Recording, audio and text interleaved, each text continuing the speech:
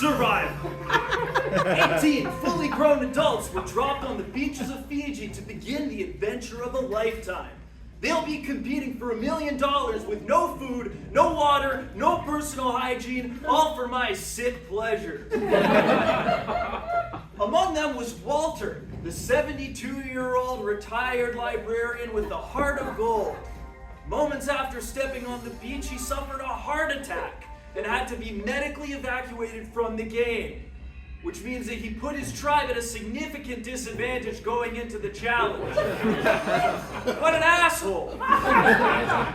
During the immunity challenge, Jason, the firefighter from Texas, got hit in the face with a large stick. That's why he has that thing on his eye now.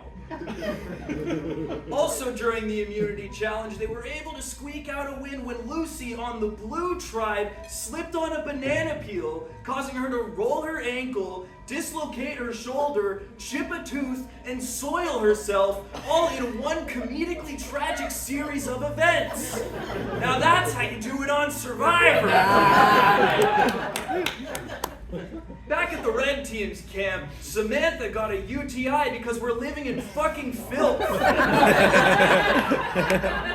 However, tragedy once again struck for the Blue Tribe when Michael, the other firefighter on the season, woke up to find a lump on his balls.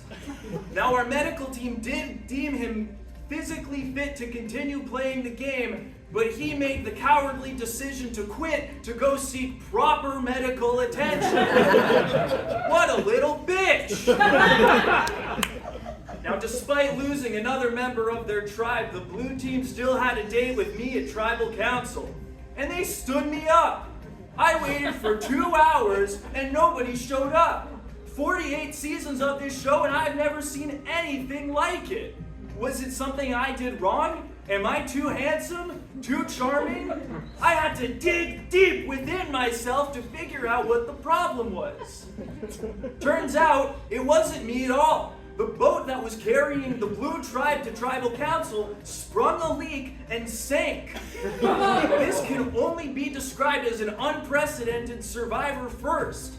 Never before on the show has an entire tribe died.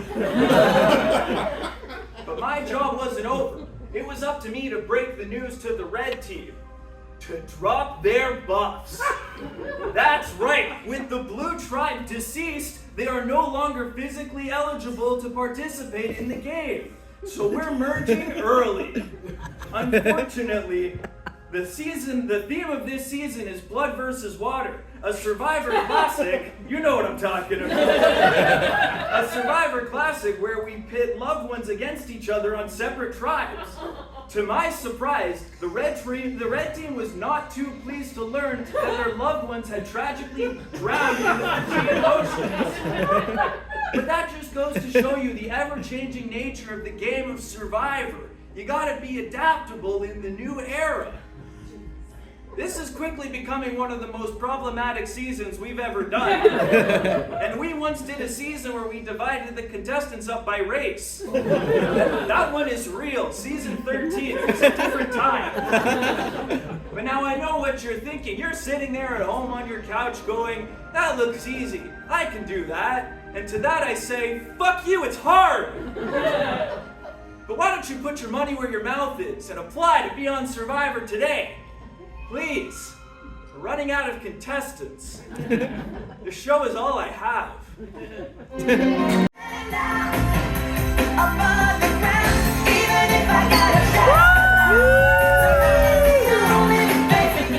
Yeah, well, you know me. Max Goof here. Let me tell you a little something about myself.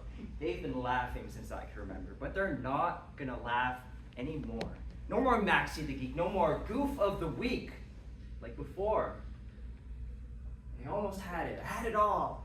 My pre-summer assembly, I was out there, I was dancing, and Roxanne, oh, Roxanne. You ever see a humanoid bulldog with such luscious locks? Cute button nose? Nah, you probably don't get it.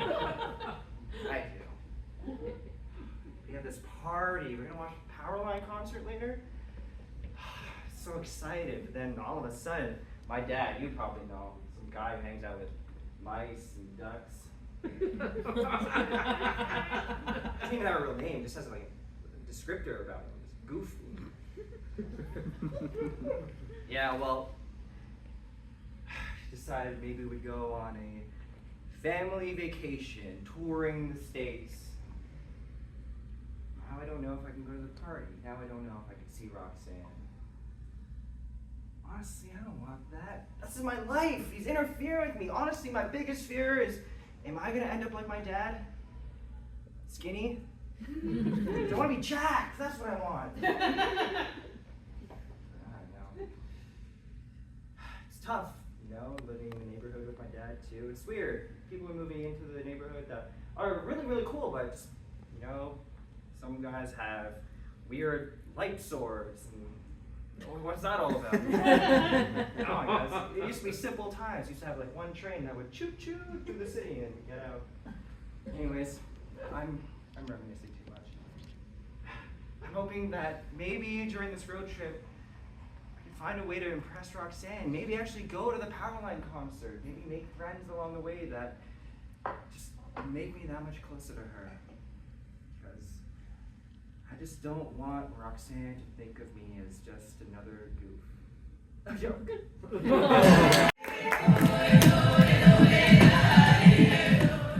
Wow, Disney World. Yeah,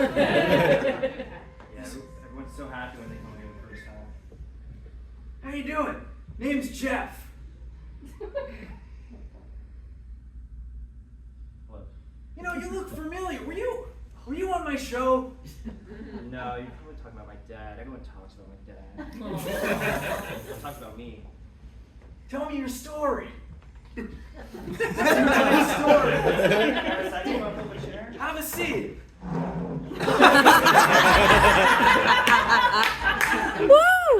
Well, it's tough living in the shadow of someone who's part of this billion-dollar industry, and everyone knows his name. I say my name's Max Goof, and they're like, who was that? I didn't even know Goofy was married. My dad's Goofy, by the way. Not just the way he acts, but that's his name, too. Wow. You know, we actually do a thing on Survivor where we have loved ones compete against each other. What are the chances that your dad wants to compete for $1 million? I've been trying to get out of my house and live an independent lifestyle. Yeah, get up off the couch. This could be the moment I've been waiting for. Tell me more about what's going on here. Yeah, well, it's a great experience. We put you on the beach, Okay. and then we leave. No, but there's more to it because you're there with other people, and you're gonna stab each other in the back. Oh. You're gonna compete in competitions where you're gonna be humiliated on TV. You haven't slept, you haven't eaten, and everyone smells like shit. I've already tried going on TV once. I didn't even make it. Roxanne's not talking to me anymore. Wow. You know, there's another thing that we're thinking about doing on Survivor where we have people who don't talk anymore because of personal reasons. We get real up in their business and put their issues on TV. That's why I came to Disney World, actually. I was looking for people like you who have a lot of emotional baggage, and I thought, why not check the happiest place on earth? You're right. You know, you usually find people who would be happier at the happiest place on earth, but really everyone's just trying to, sit with you.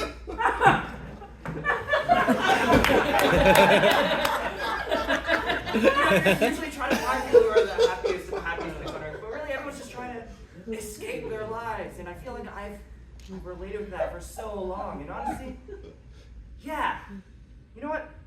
Screw my dad. I can use that money. I can get out. Well, hang on. We want your dad on the show.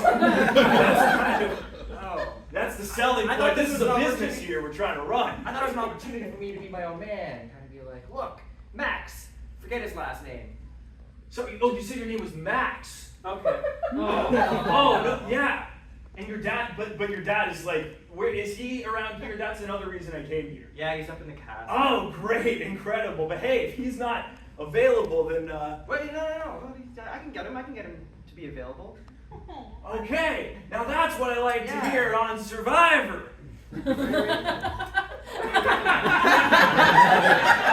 Absolutely. Yeah. Where's your dad? That's what I'm trying to figure out. It's a private conversation, and the guests keep interrupting me. There's another little thing that we do on Survivor called a confessional, where you talk directly to the audience. Oh, I love it. Can I try it? Of course. Why don't you have a seat and tell them what's on your mind? I won't listen. Shit. Holy shit. This is it. I couldn't make it to the Powerline concert, but maybe if I make the money, I could buy a cool car, and then Roxanne might be interested in that, and then, who knows, maybe in college, I can buy my own place, and I don't have to think about my dad, and Hey kid, I hate to interrupt you. It would help a lot with the ratings if you cried a bit.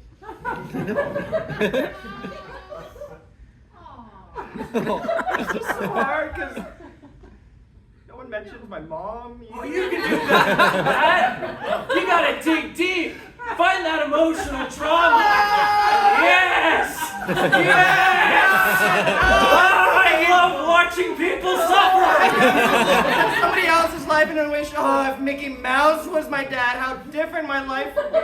Wait, hold on. You know Mickey Mouse? Yeah, he comes over from time to time. I don't suppose him and your dad might want to go on the show together. I feel like they're not talking anymore. Like, Even better. There's a thing that we're doing. No, come back. There's a thing that we're doing on Survivor. okay, what is it this time? Well, it's where we get Mickey Mouse and he brings in a younger audience because we're really kind of suffering. You know, he does have a clubhouse. This Mickey Mouse. Where's Minnie? Where's Minnie Mouse? He might be able to bring people over.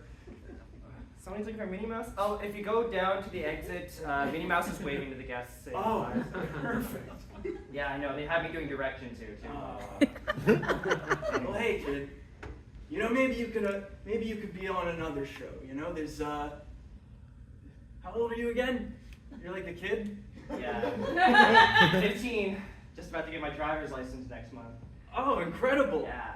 Well, And I hey, you can know drive what? out of this town. Be my own man.